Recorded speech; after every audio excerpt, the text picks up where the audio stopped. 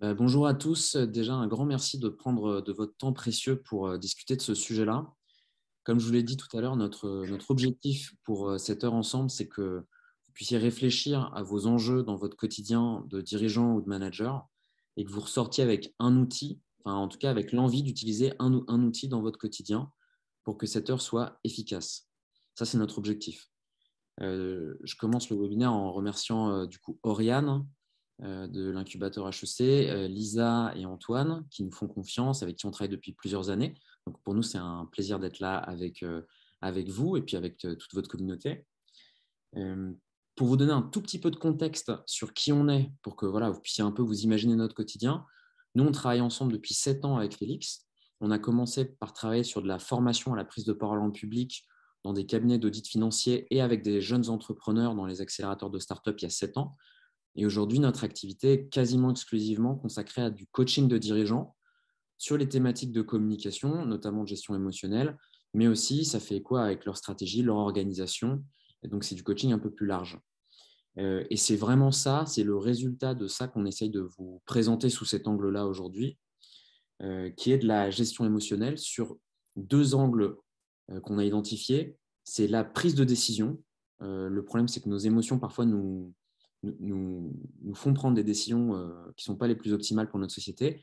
Et c'est de la gestion de conflit. Donc, on dit gestion de conflit, mais de la friction émotionnelle, juste la friction d'interaction avec les gens. Et on va aussi vous expliquer, vous donner quelques techniques pour fluidifier tout ça et pour ne pas en arriver à des conflits trop durs.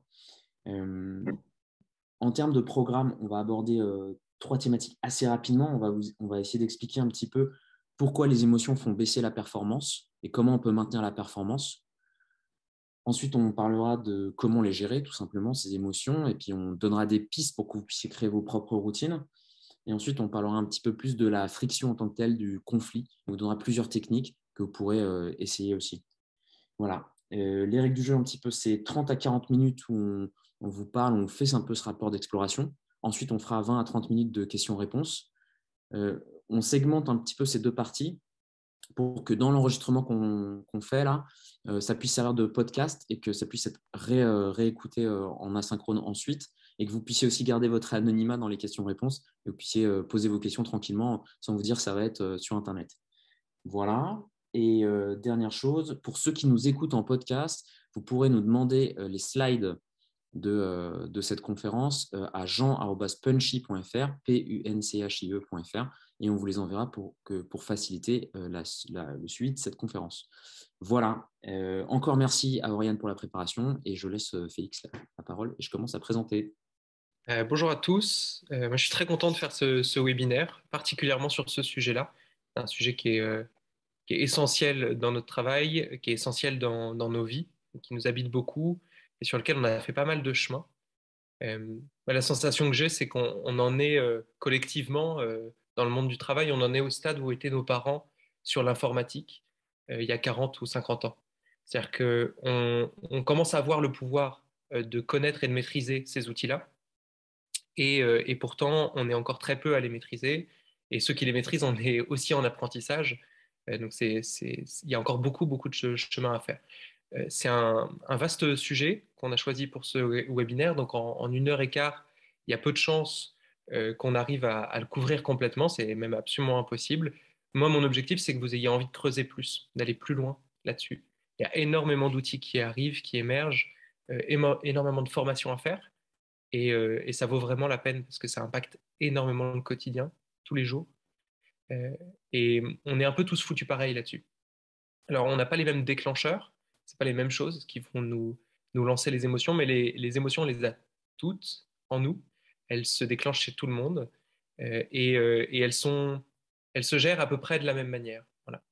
Donc c'est un sujet qui nous relie beaucoup aux autres, qui aplatit même la hiérarchie, puisque qu'on soit CEO d'une très grosse boîte, très grosse start-up ou qu'on soit stagiaire, on ressent à peu près la même émotion le matin face à un enjeu qui pour nous est important, face à un palier à dépasser. On ressent de la peur, on ressent de l'envie, on a envie de faire ses preuves toujours. Et donc ça nous permet de mieux communiquer quand on les comprend à l'intérieur de nous et donc qu'on les voit chez les autres et qu'on les accepte chez les autres.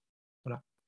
Donc, nous, on l'a beaucoup pratiqué à la fois dans notre travail direct avec les CEO, mais aussi dans l'application de notre travail, parce que quand on se retrouve face à quelqu'un qui nous impressionne parce qu'il a fait des super trucs dans sa boîte ou quoi, eh ben, on a peur de ne pas être à la hauteur, de ne pas être assez.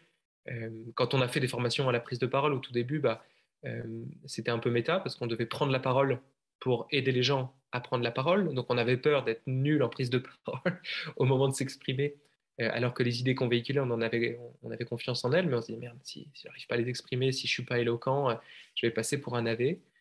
Donc, toutes ces émotions, on les a vécues aussi en format méta et on a dû apprendre à les gérer pour nous-mêmes, ce qui a été un chemin. Euh, et ce qui n'empêche pas, évidemment, la petite pression, comme aujourd'hui, au moment d'avoir, par exemple, un webinaire qui est important pour nous. Voilà, alors on va parler de trois parties. On va parler donc de maintenir la performance, comme disait Jean, c'est-à-dire au moment où l'émotion survient, c'est vraiment dans le vif en fait. Comment je fais pour que ça ne nuise pas à la qualité de ce que je suis en train de vivre? Parce que l'émotion, de toute façon, on ne va pas l'empêcher de venir. Et d'ailleurs, ce n'est pas une ambition qu'on a de transformer les gens en robots. Ce n'est pas possible, hein. Si c'est votre ambition, il va falloir faire un deuil. Mais de toute façon, ça va venir. Donc, comment je fais pour la gérer? C'est quoi la toolbox, quoi? Ensuite, comment je fais pour accompagner l'émotion chez l'autre dans le cadre du conflit, voilà, comment je l'observe et comment je l'accompagne dans la durée. Euh, et en troisième, bah, comment ça se passe dans le cadre d'un conflit? Comment on fait pour apaiser une émotion qui a jailli entre deux personnes? Et ça, si on était tous formés à ça, je crois que nos boîtes seraient beaucoup, beaucoup plus performantes.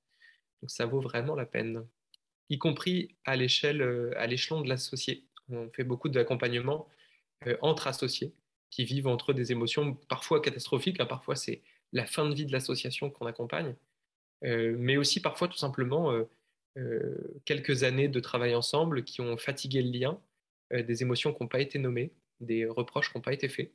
Et là, on les aide à ouvrir les choses et puis à assainir la relation. Donc, Alors, dans cette première partie, on va vous expliquer un petit peu comment nos émotions impactent la performance. Et donc, comme il y a pas mal de gens qui vont nous écouter aussi en podcast et qui n'ont pas les slides devant les yeux, on va réexpliquer bien en détail ce qui se passe sur les slides pour, pour que tout le monde puisse comprendre, même sans les slides devant les yeux. Et on va commencer avec différents modes de réaction. Donc, ce qu'on vous encourage à faire, c'est à pas essayer de prendre tout pour argent comptant, mais essayer de garder que ce qui vous parle, que ce qui vous touche, et à les comparer avec les situations qui vous ont mis en difficulté dans votre quotidien professionnel. En fait. Euh, alors si je reprends, en haut à droite, vous avez le dessin en coupe d'un cerveau, très simpliste, mais au moins vous avez sa structure globale. Trois grandes parties. Le cerveau reptilien, parce que c'est celui qu'on partage avec une grande partie des animaux, y compris donc les reptiles. C'est le plus ancien et c'est aussi le plus rapide. Il est très proche de la moelle épinière, comme vous pouvez le voir. C'est l'endroit qui relie donc à l'action, au mouvement, au geste, et donc il va nous faire agir. Il n'a pas besoin de passer par les couches extérieures du cerveau, par le système limbique ou par le néocortex pour avoir de l'influence.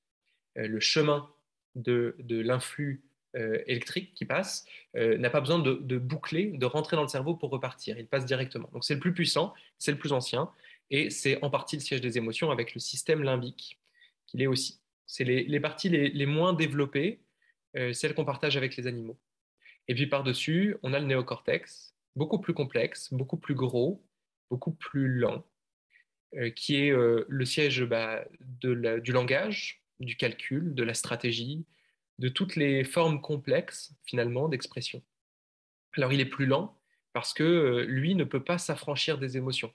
C'est-à-dire que quand quelque chose naît en lui, cette stimulation électrique doit passer par le système limbique, doit passer par le cerveau reptilien. Ça veut dire quoi concrètement? Ça veut dire que je n'ai pas de pensée qui n'est pas une composante émotionnelle. Voilà. Sans émotion, il n'y a pas de vie. C'est ça l'idée. Donc, j'ai tout intérêt à comprendre l'influence des émotions sur cette pensée pour éviter qu'elle ne choisisse à ma place. Parce que l'émotion a pour volonté de choisir. Il y a quelques caractéristiques que les émotions ont et qui sont importantes de prendre en compte. C'est qu'on a tendance à les cliver. C'est-à-dire, il y a les bonnes et les mauvaises émotions. Et de fait, il y a des émotions que l'on apprécie avoir, qui sont toutes liées à la joie, à l'envie, et d'autres qui nous font plus du mal, la colère, la tristesse, la peur. De manière schématique, après, il y a toute une myriade de sous-émotions et de finesses à l'intérieur de ça, mais c'est les grandes catégories. Et donc, on a tendance à les catégoriser et donc à en éliminer certaines, c'est-à-dire à refuser de voir certaines. Il y a des gens qui n'arrivent pas à prendre conscience qu'ils sont en colère, par exemple, et pourtant ils ressentent de la colère, ou qui refusent leur tristesse, et qui vont l'étouffer sous une apparence de joie, de manière à ne pas ressentir la piqûre négative de l'émotion.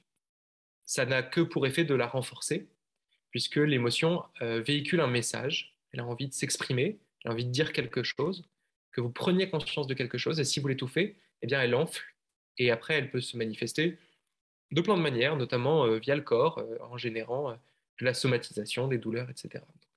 L'important, c'est de ne pas les juger, d'accepter qu'elles soient là, d'accepter que la colère, la tristesse et la peur, même si elles sont désagréables sur le plan physiologique, elles ont une fonction, une vraie fonction. De la même manière que sur par exemple, un avion, vous avez un certain nombre de fonctions et toutes sont nécessaires. Tous les boutons sont importants. Et dans certains contextes, vous avez besoin de les utiliser. Vous ne pouvez pas vous couper d'une partie de votre véhicule. C'est la même chose. Il y a une deuxième caractéristique qui est la légitimité. Qui est quand vous ressentez une émotion, par exemple de colère, vous vous mettez en colère. Il y a des gens parmi nous qui sont plutôt colériques. Moi, ça va être mon cas aussi. C'est un peu l'émotion piège chez moi. Eh bien, quand on se met en colère, on se sent extrêmement légitime à être en colère. On a l'impression que notre vision du monde, la manière dont on a perçu la situation, est la seule et unique qui soit valable. On va le voir dans le cadre du conflit, que ça peut poser problème. Et donc, on a tendance à être un peu rouleau compresseur. Donc, méfions-nous de cette idée de légitimité. Toutes les visions du monde sont valables, pas seulement la nôtre, pas celle qu'on ressent au plus profond, même si la nôtre ne doit pas être oubliée non plus. Donc, méfions-nous de cette sensation qui nous dit que j'ai raison. C'est la sensation, nous, qu'on associe un peu aux croisades. Voilà. Je pars à l'autre bout du monde avec mon armure pour aller faire entendre raison à ces païens. C'est un peu la légitimité de l'émotion qui parle à travers ça. Troisième chose, toutes les émotions veulent nous faire agir. Une émotion, c'est un passage à l'action rapide. Donc, c'est ce qu'on voit avec le cerveau reptilien, hein. C'est que quand l'émotion naît à cet endroit-là, et on part au quart de tour et on va vers l'action. Ayez le sang-froid de vous dire, OK, là, je vais écouter mon émotion, je vais la laisser apparaître, je ne vais pas l'étouffer, mais je ne vais pas agir, je ne vais pas choisir, je ne vais rien faire. Je vais attendre. Je vais attendre de comprendre vraiment cette émotion, attendre qu'elle ait véhiculé son message pour pouvoir faire un choix. Ça, c'est un peu le cœur de ce webinaire de la première. Ça permet en faisant ça, ça permet de ne pas devenir votre émotion tout de suite. Parce qu'en général, quand on ressent une émotion, on la légitime extrêmement fortement et on lui donne raison. On ressent de la colère, bah, comme c'est physiologique, on le ressent, c'est que c'est vrai. Nous, ce qu'on vous propose, c'est de ressentir votre colère, l'identifier, mais de ne pas agir tout de suite pour vous demander si en fait, cette colère, qu'est-ce que vous voulez en faire? Est-ce que vous voulez agir tout de suite et défoncer la personne en face? Est-ce que vous voulez prendre de la distance dessus et vous demander quelle serait la meilleure chose à faire? Et, et vraiment faire une séparation entre légitimer votre émotion et vous identifier à cette émotion. Ça va notamment vous permettre de maintenir votre performance. En tant qu'entrepreneur, on regrette toujours les passages à l'action dans l'émotion. Il faut un maximum se l'éviter, ce qui ne veut pas dire étouffer l'émotion. Attention à bien faire la distinction. J'écoute mon émotion, mais je n'agis pas dedans, j'agis après. Et le fight, flight, freeze, c'est un moyen mémotechnique pour se rappeler en fait de la puissance d'une des émotions. Vous voyez sur le dessin en coupe, il y a en gris, il y a marqué amygdale. Les amygdales, c'est une toute petite zone du cerveau, minuscule, donc une toute petite zone du corps, une glande, en fait deux glandes exactement, dans lesquelles sont conditionnées les trois réactions que nous avons à la peur. Donc fight, se battre, flight, fuir, et freeze, se geler. Donc freeze, c'est le lapin dans les phares du véhicule qui a peur. Flight, c'est la fuite, et fight, c'est se battre. Alors, il y a trois réactions, mais ces trois réactions se déclenchent de manière opportune, c'est-à-dire qu'en 1 milliseconde, le cerveau est capable de faire réagir tout le corps de manière adaptée par rapport à la situation. Par exemple, vous traversez la rue avec des écouteurs ou en étant au téléphone, il y a un bus qui fonce sur vous et vous entendez le ding, ding, ding. Si vous frisez, vous êtes mort. Si vous vous battez, il y a des chances que vous perdiez contre le bus. Si vous fuyez, vous survivez. Et le cerveau est capable de nous faire sauter en arrière évitez le bus. Pareil, dans une situation où vous êtes agressé. Est-ce que je vais fuir? Est-ce que je vais me battre? Le cerveau change en quelques secondes vos chances de réussite. Et le freeze. Alors, des fois, c'est déréglé, des fois, ça ne se passe pas bien. Notamment, on a tendance à friser beaucoup dans des situations sociales et donc à se lisser, à ne pas être soi-même, à ne pas réussir à déclencher toute l'énergie qu'on aurait voulu déclencher, par exemple dans un pitch, par exemple face à les clients. La peur, c'est une des émotions les plus importantes à traiter pour vous en tant qu'entrepreneur. Parce que la peur de l'échec, vous l'avez tous les jours. Et donc d'identifier quand votre cerveau vous met dans un freeze, une fuite d'une situation, ça arrive souvent, hein, des fuites insidieuses de je ne vais pas aller parler à telle personne parce que j'ai peur de sa réaction, par exemple. Ou alors vous mettre dans une situation de conflit, de bagarre avec quelqu'un, alors que vous pouvez trouver une conciliation. Voilà. Le process d'identification de vos émotions, là on prend l'exemple de la peur, va vous permettre d'arriver dans des situations de façon beaucoup plus intelligente et d'être beaucoup plus stratégique. En général, quand on s'est frisé, quand on s'est gelé devant une prise de parole ou devant un moment important où on doit se représenter, on a déjà peur depuis longtemps et on s'est déjà gelé depuis longtemps en fait. C'est une émotion qu'on aurait pu identifier bien en amont et on aurait pu la traiter bien en amont de l'événement en tant que tel. Alors, il y a un autre outil très utile à comprendre, c'est celui qui est dans le carré jaune, sympathique, empathique, antipathique et apathique. Ce sont les 4 modes que notre cerveau prend dans une interaction avec quelqu'un d'autre. C'est soit le mode, alors on va commencer par le haut, sympathique, où dans le mode sympathique, c'est avec les gens que j'aime, c'est avec les gens qui sont les plus proches de moi. Si par exemple Jean arrive et me dit que son chat est mort, je vais ressentir de la tristesse. Lui, évidemment, sera dévasté, hein, je le connais bien, mais moi, je vais ressentir de la tristesse parce que je suis en sympathie avec lui. Donc, je m'engage émotionnellement dans la relation alors que ce n'est pas mon chat et je n'ai pas établi un lien proche avec cet animal. Par contre, j'ai un lien avec Jean. Donc, c'est le fait de ressentir la même émotion que la personne en face par contamination. Souvent, on le confond avec l'empathie. L'empathie, c'est un stade en dessous. C'est la capacité à comprendre ce qui se passe en face. C'est-à-dire quand Jean vient me voir, mettons qu'on soit un peu plus distant, et qu'il me dise que son chat est mort, eh bien, je vais comprendre qu'il est triste. Ça, c'est avec la plupart des gens qu'on croise en général, les gens qui font partie de notre cercle en tout cas. Je vais comprendre qu'il est triste, je vais comprendre que c'est dur pour lui, et je vais adapter mon comportement en fonction, en intégrant son émotion. Tu vas gérer mon émotion, mais tu vas pas vivre mon émotion. Non, personnellement, je vais rien ressentir, et puis même je risque de faire une gaffe le lendemain en ayant oublié le truc, etc. C'est moins important. On descend d'un cran, on a antipathique. L'antipathie, c'est l'inverse de la sympathie. C'est je ressens l'émotion opposée à la personne en face. Tu es joyeux, ça me rend triste. Tu es triste, ça me rend joyeux. Alors dit comme ça, on se dit, bah, moi je suis pas comme ça, c'est des bâtards qui sont comme ça. Bah, en fait, on le fait très souvent parce que quand on prend parti pour une équipe, par exemple, sportive, au stade, eh bien, quand l'équipe adverse marque, on est triste. Et quand notre équipe marque, les autres sont tristes et nous sommes joyeux. Ou Donc alors, l'antipathie, c'est un mode social connu. quand l'équipe adverse, un des joueurs de l'équipe adverse a un carton rouge, en général, on est hyper content et on le pourrit, et ça, c'est de l'antipathie pure. Ouais. Voilà. Donc l'antipathie existe et est un outil qui peut être utile dans certains contextes, mais à se méfier dans le domaine de l'entreprise, évidemment, quand vous êtes censé coopérer avec quelqu'un. Mais c'est l'émotion que vous pouvez ressentir via les concurrents. Votre concurrent fait banqueroute, il y a des chances que vous soyez joyeux. Mais pourtant, ce n'est pas le cas. Donc c'est des émotions qu'on connaît dans la compétition, en fait, pas dans la coopération, et qu'il faut surtout pas stimuler dans la coopération. Et le quatrième, c'est l'apathie. L'apathie, c'est tu ressens quelque chose et je ne ressens rien. C'est-à-dire que je ne suis pas en empathie, je ne comprends pas ton émotion, je ne la prends pas en compte euh, et je suis indifférent. Là aussi, ça fait un peu, ouais, moi je ne ressens pas ça, c'est horrible d'être aussi indifférent aux autres, etc. Et ben, en fait, ça peut être utile, malheureusement, quand on est surexposé à la souffrance. Par exemple, dans le métro parisien, au bout de la troisième personne à la rue que vous croisez, à moitié défigurée ou quelque chose de terrible comme ça, bah, le mode empathique devient douloureux, le mode sympathique est insupportable. L'antipathie n'a évidemment pas de sens dans ces circonstances. Donc on finit par se blinder, se bloquer, détourner le regard. Ça, c'est l'apathie. Ça nous protège le cerveau, hein. C'est un mode qui peut être utile. Voilà. Alors, l'outil, il est simple. Une fois que vous avez compris ça, dans une situation complexe, demandez-vous Est-ce que je suis en sympathie, en empathie, en antipathie ou en apathie? Et est-ce que c'est le mode le plus utile? Par exemple, si je suis sympathique dans un cadre de travail, en tant qu'entrepreneur, ça peut m'empêcher de licencier quelqu'un qui pourtant nuit au bon fonctionnement de l'entreprise. Et donc, j'ai tout intérêt à descendre et à me mettre en empathie, de manière à comprendre son problème, mais à garder ma responsabilité, ma fonction d'entrepreneur et de garant du groupe. Si j'ai des problèmes, même à un stade moins grave que le licenciement, mais si j'ai des problèmes pour dire non en général, c'est que je suis souvent en sympathie avec mes collègues ou avec mes managers et que je vais avoir tendance à ressentir leur pression, leur stress, à beaucoup leur dire oui. Et peut-être que se mettre en mode empathique, ça va m'aider à prendre en considération leurs souffrances et leurs problèmes, mais ne pas moi-même m'engager émotionnellement avec eux et du coup à me protéger parce que mon niveau d'énergie, il n'est pas infini.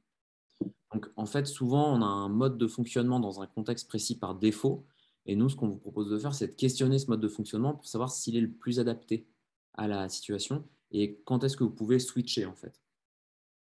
Ah, et puis c'est juste pour conclure cette petite phrase de Maya Angelou, pas besoin de remettre la slide, mais c'est important de se rappeler que la mémoire et les émotions, c'est au même endroit dans le système limbique. Et donc, l'impression que vous faites aux gens, qui va rester chez un client que vous avez croisé il y a 6 mois, etc., c'est l'état dans lequel la personne s'est sentie avec vous.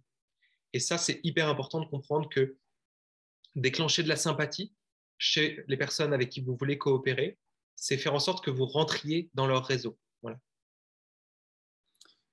Donc, on va passer à la seconde partie. Je vois le temps qui file. On a vraiment besoin de tellement plus de temps pour travailler ce sujet-là. Mais encore une fois, nous, notre objectif ce matin, c'est de vous donner envie de vous intéresser à ce sujet et de vous donner envie d'utiliser quelques outils. On pourrait en présenter vraiment beaucoup plus. Euh, Alors, l'essentiel de cette slide, c'est le 1, 2, 3 qu'on voyait au centre. C'est toutes les émotions commencent par un déclencheur, un trigger. Voilà. Il y a quelque chose qui va déclencher une émotion en vous. À partir du moment où elle est déclenchée, vous n'en avez pas encore conscience. Vous avez une sensation physique qui augmente, qui monte, et qui déclenche ce qu'on appelle un biais de confirmation. C'est-à-dire que toutes les perceptions que vous allez avoir qui suivent le déclencheur, dans les secondes, voire minutes qui suivent le déclencheur, vont chercher à vous convaincre du bien fondé et de la légitimité de cette émotion. Donc, ça va renforcer l'émotion. Donc, par exemple, si je me sens agacé par Jean ce matin, et je vais suranalyser des postures physiques, des mots, en me disant, ah là là, il est vraiment désagréable, vraiment agressif, c'est mon biais de confirmation qui monte, qui monte, qui monte. Donc, ça, c'est ce qui me permet de rassembler un peu les armes pour mon émotion, de manière à pouvoir passer à l'action. Évidemment, si je ne prends pas conscience de ça, c'est la catastrophe, j'agis et il y a conflit. Alors, il y a une deuxième étape, c'est l'identification. C'est le moment où vous prenez conscience, tiens, je suis sous le coup d'une émotion. Je tremble à moitié, je bégaye, etc. Ah oui, c'est de la peur. Identifier, c'est-à-dire nommer l'émotion, comprendre ce que je ressens, c'est une étape clé pour pouvoir la faire diminuer. C'est que vous accueillez l'émotion, vous acceptez qu'elle existe. Et vous dites, ah, je ressens de la peur et c'est un problème dans la situation. Il ne faut pas que j'ai peur. Je suis face à un client, il faut que je lui montre de la confiance dans mon produit. Ce n'est pas le moment d'avoir de la peur. Alors, j'ai deux choix. Soit j'essaye de l'étouffer, et il y a des chances qu'elle gonfle, parce que l'émotion, elle va continuer à vouloir transmettre son message. Soit je l'accueille. Pour l'accueillir, il s'agit d'observer. Alors, si vous êtes déjà dans une étape d'analyse à essayer de mettre des mots sur votre peur, vous allez être trop lent. Le néocortex est plus lent que le cerveau reptilien. Donc, commencez par vous concentrer sur vos émotions, c'est-à-dire sur vos sensations, pardon, et euh, toutes les identifier. Qu'est-ce que je ressens? J'ai les mains qui tremblent très légèrement. Ah oui, c'est marrant. J'ai la bouche sèche. Bon, bah, c'est normal, j'ai bu, j'arrête pas de boire pour essayer de compenser que j'ai la bouche sèche. J'ai la voix qui tremble, j'ai les idées qui sont pas fluides, je suis pas attentif aux bonnes choses. Voilà. Et je vois tous ces symptômes qui se listent. Le fait de l'observer, de l'accueillir, ça va faire diminuer son intensité parce que l'émotion a transmis son message. Quand vous commencez à sentir la descente, on arrive dans l'étape 3. Vous sentez que les symptômes sont moins forts, moins violents. Là, vous pouvez rentrer dans une phase d'analyse si c'est nécessaire. Parfois, ça se fait en une seconde. Bah, c'est normal, je prends la parole en public devant 200 personnes et c'est normal que j'ai peur en fait, hein. C'est classique, donc c'est pas grave. J'ai eu peur au début, puis je me sens de mieux en mieux, puis maintenant je prends du plaisir. Euh, mais parfois, c'est un conflit avec Jean. Pourquoi est-ce que je me suis senti vexé par ce qu'il a dit? Ah putain, oui, il y a eu un déclencheur. ah oui, en fait, il a dénigré mon travail d'hier alors que j'y avais mis tout mon cœur, que je pensais que c'était lui. Ah merde. Et là, je vais pouvoir agir. Et agir, c'est pas envoyer Jean péter, mais c'est lui dire, OK, je crois que j'ai ressenti l'émotion quand tu m'as dit ça, il faut qu'on en parle. Ce qu'on vous conseille, c'est de faire un truc très simple, c'est d'utiliser un petit carnet et de noter ce qui vous arrive, juste de décrire ce qui vous arrive quand vous ressentez une émotion.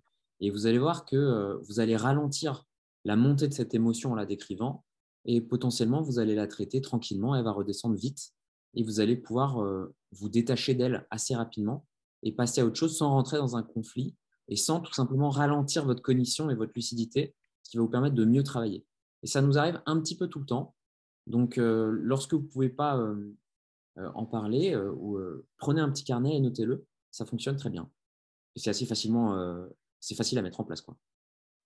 Ça s'appelle accompagner l'émotion parce que ce soit pour vous-même ou pour quelqu'un d'autre, c'est un accompagnement qu'il faut mettre en place.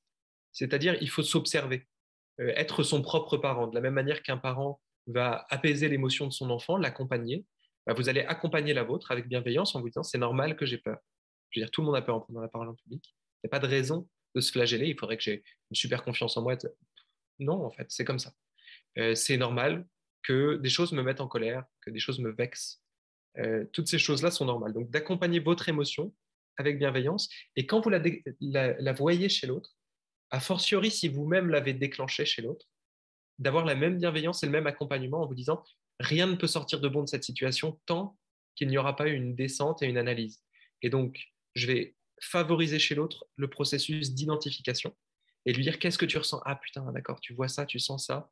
Ok, ben, je comprends, c'est difficile. Qu'est-ce qu'il a déclenché? Ah, c'est ça. Et puis, est-ce que ça va un peu mieux? Ok, on est dans la descente. Ok, on peut analyser. Voilà. D'accompagner l'autre. Alors, l'étape 3, c'est la plus touchy. On parlait d'accompagnement de l'autre, ça fait la transition. C'est comment on fait quand on est dans une situation conflictuelle avec quelqu'un, quand il y a de la colère, quand il y a du passif, surtout quand il y a du temps qui s'est écoulé sur les choses.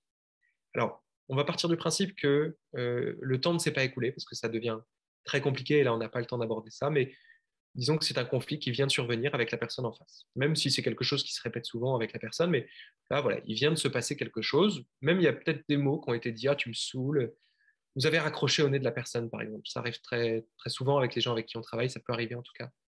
C'est pas un bon geste, mais bon, l'émotion a agi. Bon, qu'est-ce que je fais à partir de ça? Rappelez-vous, et ça c'est le dessin qui est sur la slide, désolé pour ceux qui écoutent, on y voit pour certains un canard avec le bec à gauche, et pour certains un lapin. C'est pas un bec, c'est des oreilles. Et on le voit à travers la même image, on voit deux images différentes. Et pour ceux qui voient le canard, c'est très dur de voir le lapin, ça demande un effort.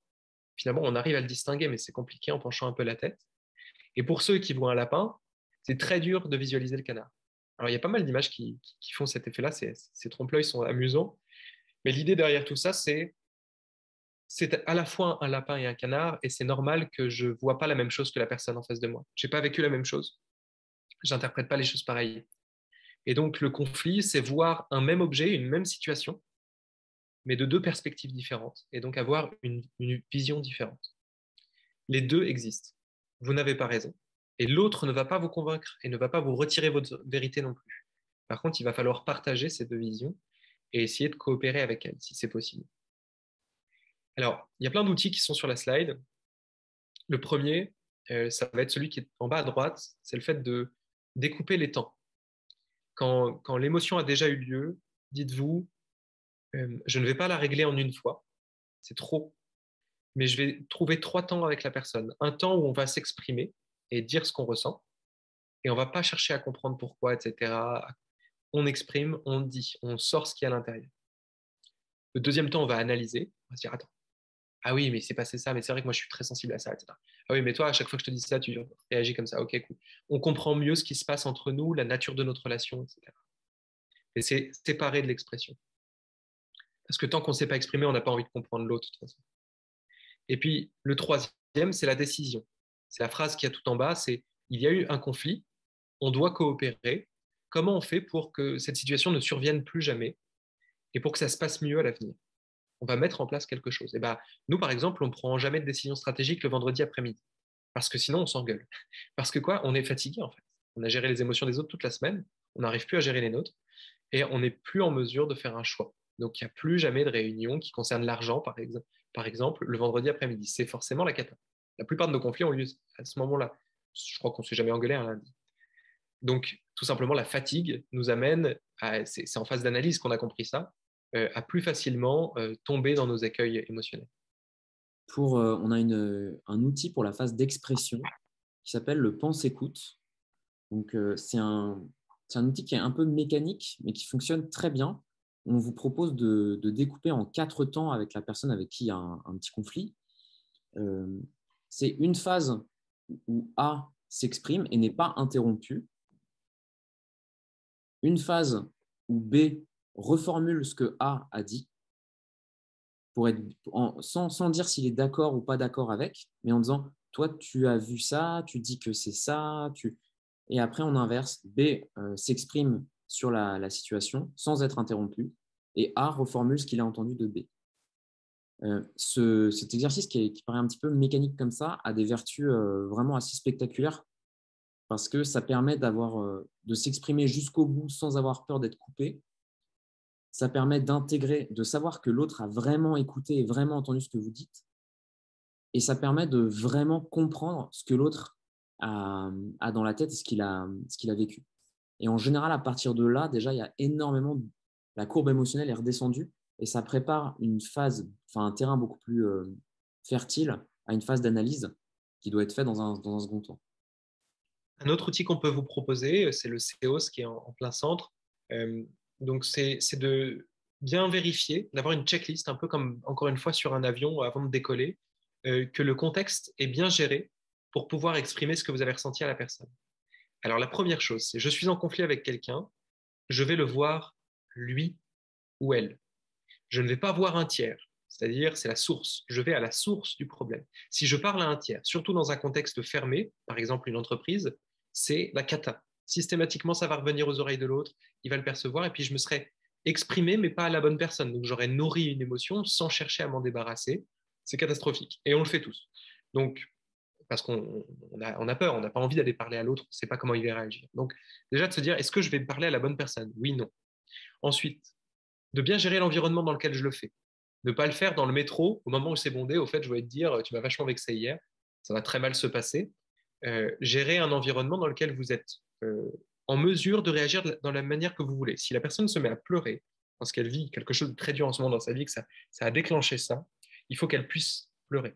Si elle se met en colère, il faut qu'elle puisse se mettre en colère sans que ça crée une humiliation. Donc faites-le dans un environnement privé, avec une porte fermée, et avec du temps devant vous. Ne pas vous retrouver dos au mur de au fait, je te dis ça, mais je dois me barrer, j'ai une réunion super importante. Bon, c'est la cata aussi. Donc, gérer la source, l'origine du problème et puis l'environnement. Commencez par ouvrir la personne et lui dire quelque chose de plaisant à entendre. C'est pas de la manipulation, c'est juste un acte de bonne foi vis-à-vis de vous-même, de vous dire si je cherche à résoudre ce conflit, c'est que la personne compte pour moi et je vais lui dire pourquoi. C'est de lui dire, enfin, je viens de voir, parce que là, il y a un petit conflit entre nous, mais c'est dans le but qu'on ait une bonne relation au long cours. Enfin, je fais vraiment cette démarche-là qui n'est pas plaisante, mais dans le but que notre relation soit positive et que je ne garde pas quelque chose avec moi-même. Et c'est de recontextualiser la finalité positive, en fait, de la démarche. Voilà, j'apprécie beaucoup travailler avec toi. Je trouve qu'on a une bonne relation de travail. Voilà, dans un contexte privé, voilà, je t'aime beaucoup. J'ai envie qu'on ait une super relation, mais il y a quelque chose qui bloque. J'ai besoin de t'en parler. Est-ce que tu es d'accord? Ouvrir. La personne, a priori, si elle est de bonne foi, si la relation est bonne, va vous dire, ah bah oui, je m'y attends pas. Enfin, ça fait peur. Vas-y, accouche quoi. Et ce accouche, ça veut dire, je suis d'accord. Je vais t'écouter. Ensuite, contextualisez bien le propos. Ne dites pas à chaque fois que je parle, tu me coupes la parole. Bah, c'est pas vrai, tout à l'heure je t'ai laissé parler. Le contre-exemple existe toujours. Donc, contextualisez. Dites pendant le webinaire HEC, et là tu m'as coupé la parole, j'ai essayé de dire tel truc et ça m'a vachement vexé, et je me suis senti pas valorisé, etc. Un truc comme ça qui serait un peu et qui serait très légitime. Alors, donc de contextualiser bien le moment précis, éventuellement de dire la phrase qui a été dite, etc. Et de dire l'émotion que ça a suscité en vous, sans la généraliser, même si c'est déjà arrivé par le passé, hein, sans la généraliser. Et parlez bien de l'émotion que ça a suscité chez vous et ne donnez pas un reproche. Ne dites pas à ce moment-là, tu as été méchant. À ce moment-là, tu as été cassant. Parce que la personne, elle n'a pas forcément voulu être cassante ou méchante. mais c'est juste que chez vous, ça a généré quelque chose. Et ça, c'est une vérité. C'est votre vérité et on ne peut pas le nier, en fait, en quelque sorte. Très important, effectivement. L'intention n'est pas à remettre en cause, c'est l'émotion qui a été suscitée qui est en jeu. Donc voilà, je me suis senti vexé, et je me sens toujours vexé d'ailleurs, et un peu en colère contre toi, etc. Et la dernière étape, à ne pas oublier, parce que sinon on laisse l'autre sur ces entrefaits un peu violents, c'est les espoirs déçus. Alors c'est essentiel de comprendre que dans toutes nos relations, on génère des espoirs. Même avec la boulangère qui vous sert votre pain et c'est tout, il n'y a rien d'autre qui se passe, vous attendez, d'une certaine manière d'elle, une forme de gentillesse, de bonhomie, de sourire, peut-être de joie, même si elle n'est pas forcément joyeuse tous les jours. Vous attendez qu'elle ne vous jette pas le pain à la figure ou la monnaie par terre, qu'il y ait une certaine, voilà, une forme de service. C'est un espoir que vous générez sur la relation et qui est bien légitime. Sur n'importe quelle relation, vous avez ça, et sur les relations très importantes, vous en avez plein. Et ces espoirs ne sont pas forcément conscients, et même, parfois, ils ne sont pas légitimes. Vous attendez de quelqu'un, par exemple, qu'il vous soutienne en toutes circonstances. Bon, bah, en fait, il n'est pas capable, parce que des fois, il a ses propres émotions, il n'y arrivera pas. Mais c'est quand même un espoir. Et donc, de nommer cet espoir déçu et de dire, j'attends de toi cette chose-là, je ne sais pas si c'est légitime, mais en tout cas, quand tu n'y arrives pas, eh ben, moi, je ressens cette émotion-là. Et après, vous pouvez discuter, vous dire, est-ce que cet espoir est légitime? Est-ce que l'autre se sent prêt à s'en rendre responsable ou pas? Est-ce qu'il y a d'autres manières que cet espoir soit rempli? Une autre qui ne passerait pas par l'autre, en fait, par la personne en face de vous, et qui lui enlèverait cette charge de responsabilité. Et vous pouvez proposer des pistes pour ne pas que ça se reproduise, des pistes de comportement à l'autre, et dire, je pense que on pourrait peut-être mettre ça en place pour que ça ne génère pas ce type d'émotion-là, parce que j'ai cet espoir sur toi, ou qu'est-ce qu'on pourrait faire pour que ça ne réarrive pas, qu'est-ce que tu serais prêt à faire pour m'aider à ce que je ne ressente pas cette émotion encore. Le but, c'est vraiment de collaborer dans le but de créer une relation pérenne au long cours. Et c'est pour ça qu'on vous propose de choisir un petit peu les gens avec qui vous souhaitez faire ce process-là, dans les relations qui sont extrêmement éphémères, que les gens avec qui vous n'allez pas forcément revoir, ce n'est pas forcément nécessaire d'investir autant d'énergie et d'attention pour faire ça. Faites-le avec les gens dont vous êtes vraiment proches, notamment essentiellement avec vos associés, avec votre comité de direction, avec ces gens-là avec qui vous voulez avoir une super relation, quoi. La grande bataille philosophique autour de cette slide, et que vous allez ressentir, c'est quasiment sûr, c'est la binarisation. C'est est-ce que j'ai raison ou est-ce que j'ai tort? Et comment est-ce que ma vérité va-t-elle triompher? Ou est-ce que je vais être terrassé par la vérité de l'autre? De notre expérience, je vous recommande de faire un chemin dans cette direction. Vous n'avez pas raison et vous n'avez pas tort. Les deux sont vrais. La vérité de l'autre existe autant que la vôtre. Les émotions que vous ressentez sont toutes légitimes et doivent toutes être exprimées, au moins auprès de vous-même. Et vous avez besoin de coopérer avec la vérité de l'autre. Et il y a des vérités qui sont trop éloignées, on n'arrive pas à coopérer. Ça ne veut pas dire qu'il faut se faire la guerre, mais il ne faut pas forcément coopérer. Donc, au sein de votre société, essayez de construire un écosystème avec des gens avec qui vous avez une vision commune et vous alignez régulièrement de manière à coopérer ensemble plus facilement. Et si vous vous désalignez, si vos chemins s'éloignent progressivement, eh bien, soit nommez-le et rapprochez-vous, soit séparez-vous. Mais acceptez que vos deux réalités peuvent exister de manière séparée ou ensemble si elles dialoguent.